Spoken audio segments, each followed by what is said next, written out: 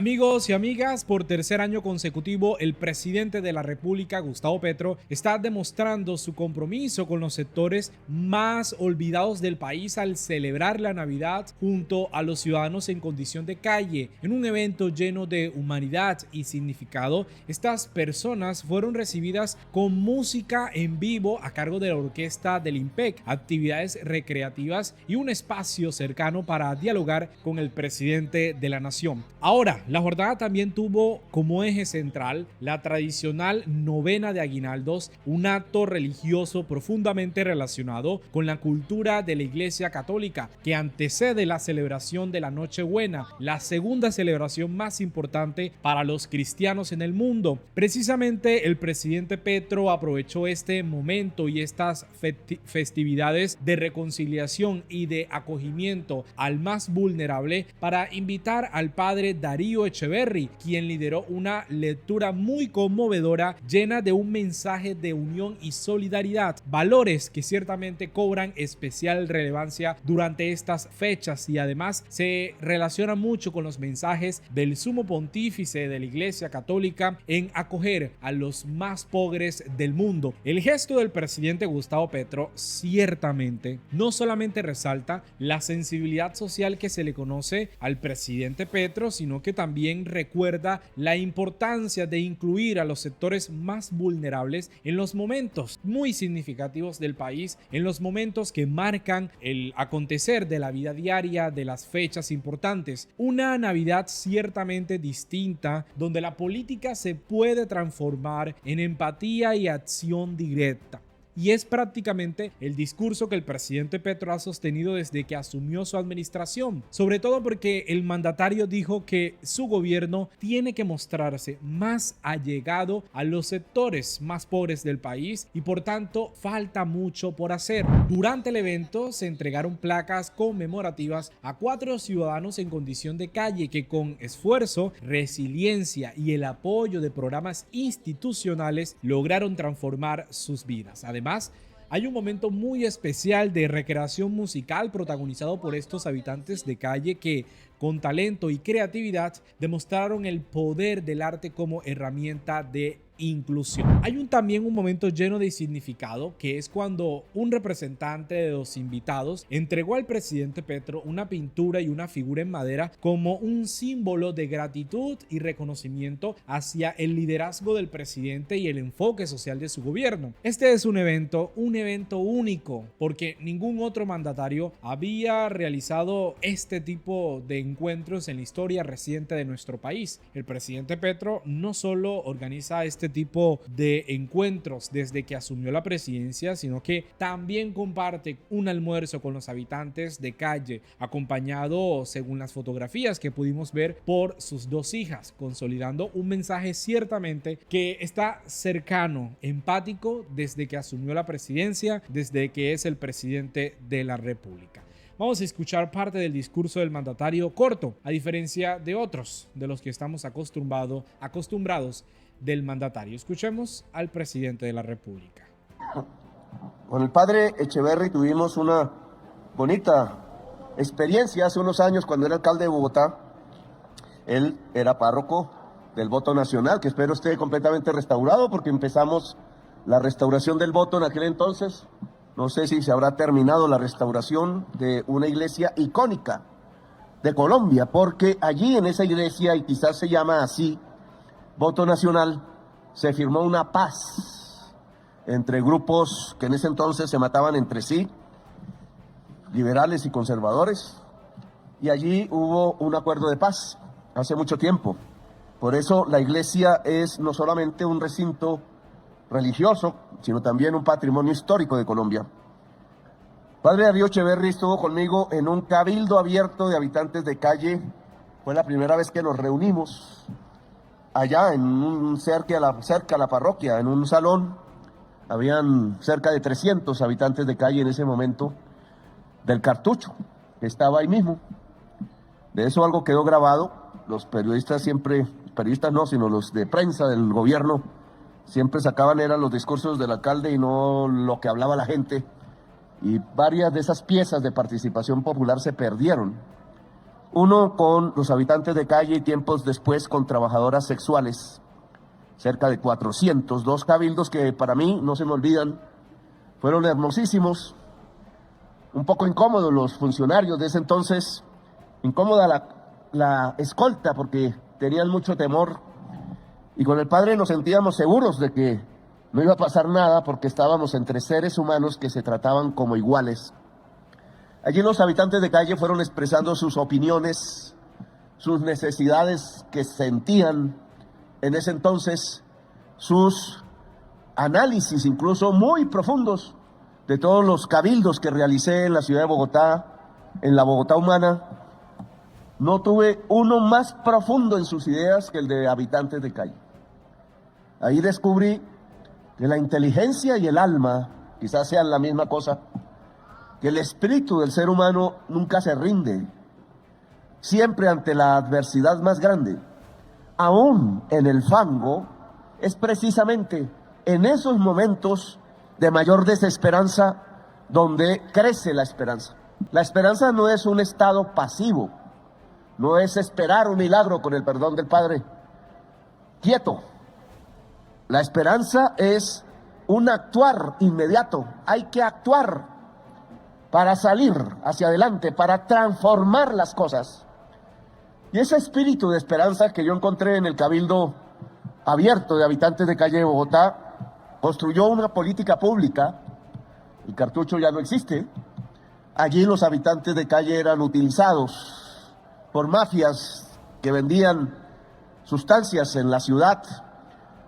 Todos conocemos historias tristes, pero en medio de esa macartización de estos lugares de Bogotá, que se blanquearon casi que a la fuerza, siempre quedó y aún vive el hecho de que el habitante de calle es un ciudadano y una ciudadana sujeto de derechos que como ser humano viviendo en Colombia tienen de acuerdo a la Constitución de 1991 y que como ciudadanos de derechos todo funcionario público, todo miembro del Estado debe servirles, no al contrario.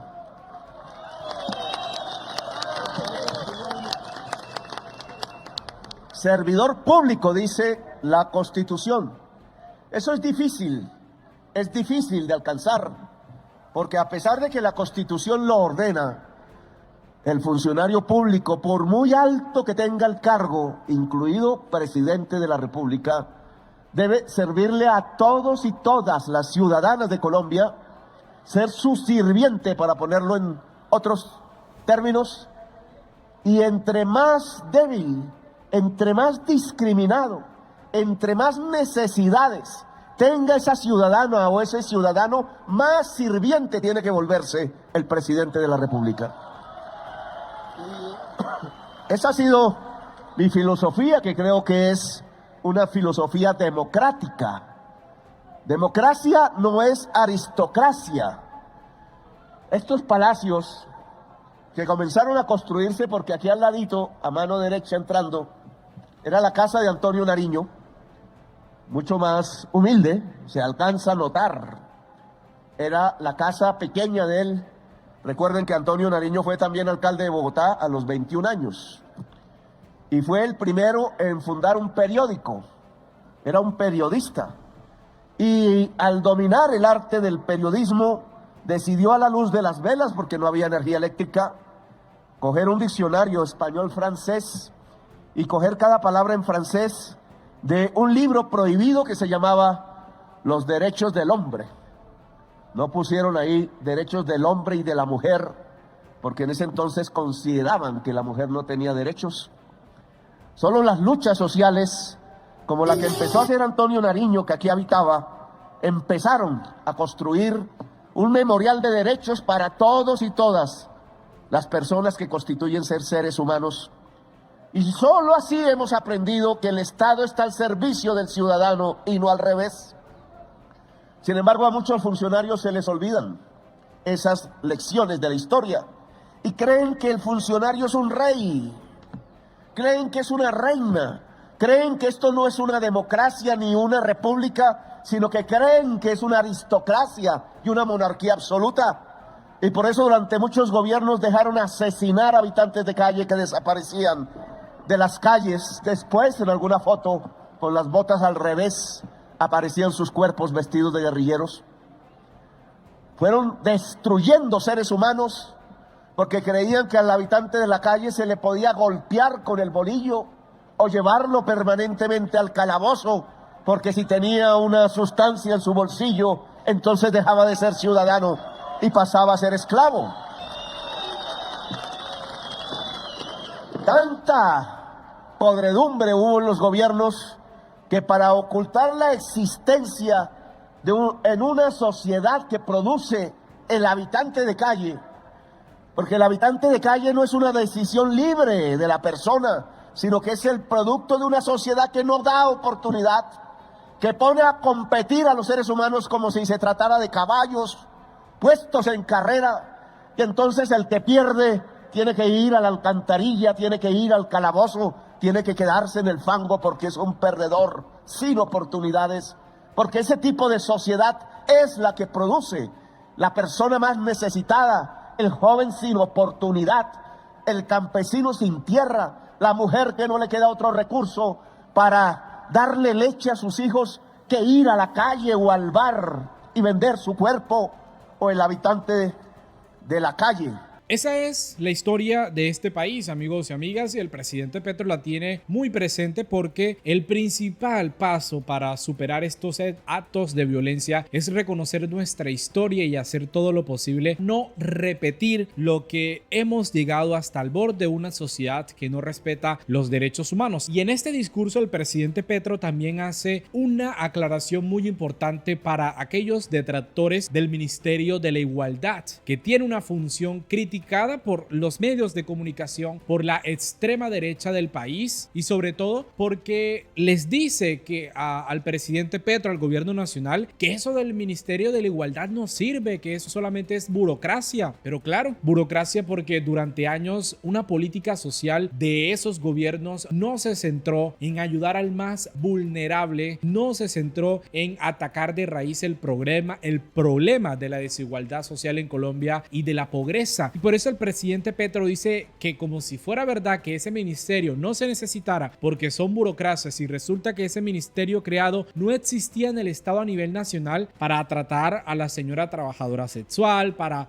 tratar a las personas de la población LGBTIQ más discriminados, para tratar al viejo que ya cumplió y no tiene pensión, para tratar con el habitante de calle y otras poblaciones vulnerables. Por eso el mandatario dice que es la única instancia en el Estado, el Ministerio de la Igualdad a nivel nacional, que puede cumplir cabalmente con la idea de un Estado social de derecho. Y además, recordemos el contexto. Este Ministerio de la Igualdad ha dicho a la Corte Constitucional que no se necesita y por eso le puso fin, y el Congreso lo que está tumbando son las leyes a favor del pueblo. Eso dice el presidente Petro y por eso están entrampados. El gobierno nacional está entrampado. Queda un año y medio para demostrarle al Congreso de la República, a la Corte Constitucional, que el Ministerio de la Igualdad sí se necesita para combatir todo esto que está mencionando el mandatario, porque es una instancia del Estado que le da la mano a los y a las más humildes de este país. Por eso vamos a escuchar esta parte que está diciendo el presidente Petro sobre una avalancha de servicios para los habitantes de calle desde el 1 de enero.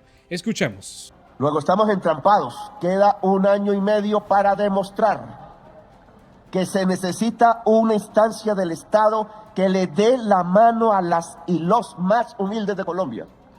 Por eso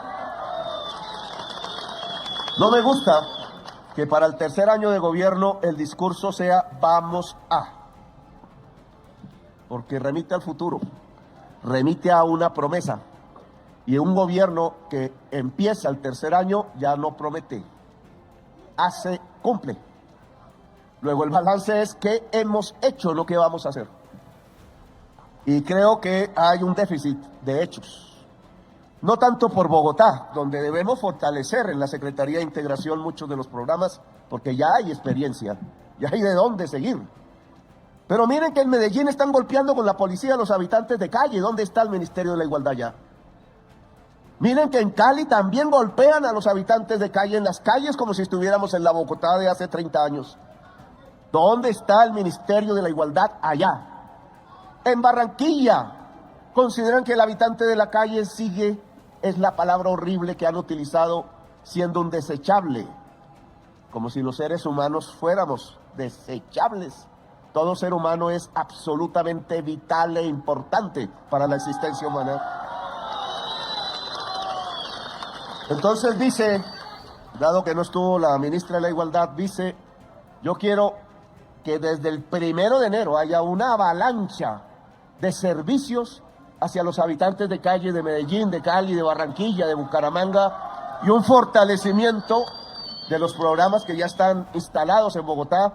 Ojalá volviendo otra vez ese espacio del cartucho, si nos dejan espacios para la atención del habitante de calle, comedores comunitarios, sitios para que los niños y las niñas menores puedan tener jardines infantiles tal como los habíamos abierto y los derruyeron por mandato de un alcalde.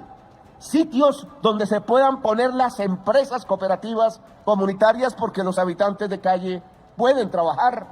Sitios de educación y de donde se pueda dormir cuando el cuerpo ya no dé para el cansancio, donde se pueda dormir tranquilo y libre. Sitios sin rejas, porque algo que traté de enseñar en Bogotá siendo alcalde es que un gobierno no encarcela a sus ciudadanos que no han cometido delito alguno, y que estos espacios de servicios no pueden ser cárceles del alma, sino sitios de liberación.